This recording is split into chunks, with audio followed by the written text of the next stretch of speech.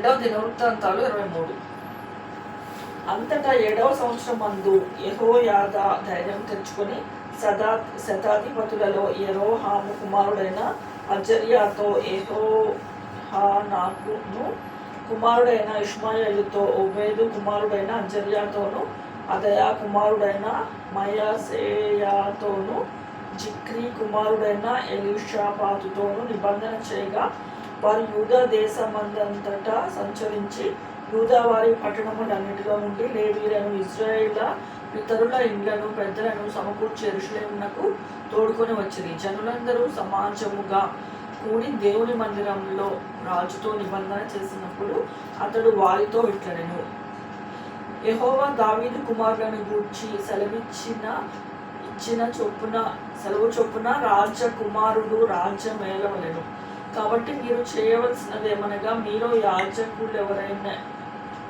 యాజకులెవరైనా వారేమి లేవీయులైన వారేమి విశ్రాంతి దినమున లోపల ప్రవేశించు వారు 3 భాగముల ఒక భాగము ద్వార పాలకులుగా ఉండవలేను, ఒక భాగము రాజనగరు నొద్ద ఉండవలేను, ఒక భాగము పునాది గుమ్మముల నొద్ద ఉండవలేను. జనులందరూ యెహోవా మందిరపు ఆవరణంలో ఉండవలేను. యాజకులను లేవీయులలో పరిచారము చేయువారును తప్ప యెహోవా మందిరములోనికి మరి ఎవరనూ రాకూడదు. వారు ప్రతిష్ఠింపబడిన వారు కనుక వారు లోపలికి రావచ్చును, కానీ జనులందరూ యెహోవా ఇచ్చిన ఆజ్ఞ చొప్పున బయట ఉండవలేను. లేవీయులందరూ తమ తమ ఆయుధములను చేతపట్టుకొని రాజు చుట్టూను ఉండవలేను. మందిరము లోపలికి మరి ఎవరైనాను వచ్చినడలా ఆ వచ్చిన వారికి మరణశిక్ష విధించుడి. రాజు లోపలికి వచ్చినప్పుడేమి బయటకు వెళ్ళినప్పుడేమి మీరు అతనితో కూడా ఉండవలేను. కాబట్టి లేవీయులను యూదావారినందరినీ యాజకుడైన యెహోయాదా ఆజ్ఞ అంతటి ప్రకారము చేసిరి.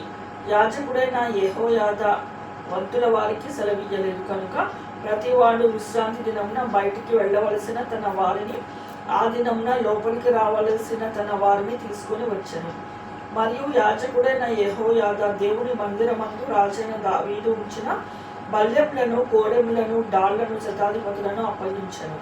అతడు ఆయుధము చేత పట్టుకుని జనులందరినీ మందిరపు కుడివైపు నుండి ఎడమ వైపు వరకు బలిపీఠము పక్కన మందిరము పక్కన రాజు చుట్టూను ఉంచెను. అప్పుడు వారు రాజకుమారుని బయటకు తోడుకొని వచ్చి అతని మీద కిరీటం ఉంచి ధర్మశాస్త్ర గ్రంథమును అతని చేతికిచ్చి అతనికి పట్టాభిషేకము చేసిరి. యెహోయాదాయను అతని కుమారులను అతని అభిషేకించి రాజు చిరంజీవి యగునుగాక అనిరి.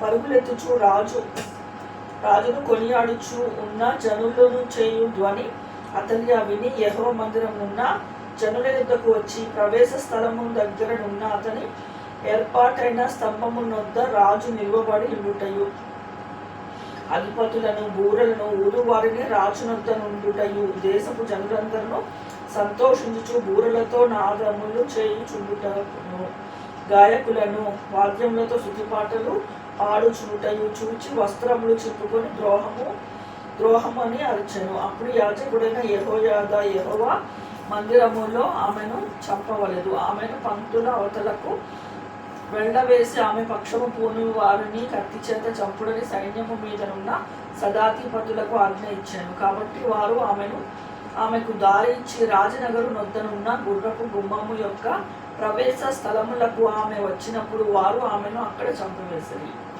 అప్పుడు యెహోయాదా జనులందరూ యెహోవా వారై ఉండవలెనని జనులందరితోనూ రాజుతోనూ నిబంధన చేసెను. అంతటా జనులందరూ బయలుదేరి దేవత యొక్క గుడికి పోయి దాన్ని పడగొట్టి బలిపీఠములను విగ్రహములను తుత్తునీయులుగా విరగొట్టి బయలు యాజకుడైన మత్తానును బలిపీఠముల ముందర చంపిరి.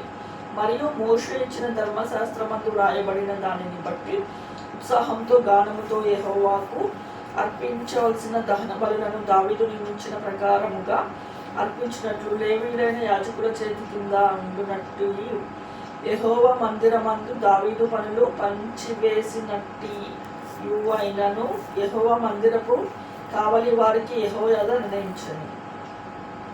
యెహోవా మందిరంలోనికి దేని చేతనైనను అంటు తగిలిన వారు ప్రవేశించకుండునట్లు అతని ద్వారముల యొద్ద ద్వారపాలకులను ఉంచెను. మరియు అతడు శతాధిపతులను, ప్రధాన యాజకులు, ప్రధానుల, జనుల, అధికారులను, దేశపు జనులందరినీ వెంటబెట్టుకొని యెహోవా మందిరంలో నుండి రాజును తోడుకొని వచ్చాను. వారు ఎత్తైన ద్వారము గుండా రాజనగరుకు వచ్చి రాజసింహాసనము మీద రాజును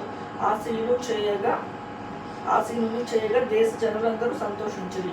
వారు అతల్యాను చంపిన తరువాత పట్టణం నెమ్మదిగా ఉండెను.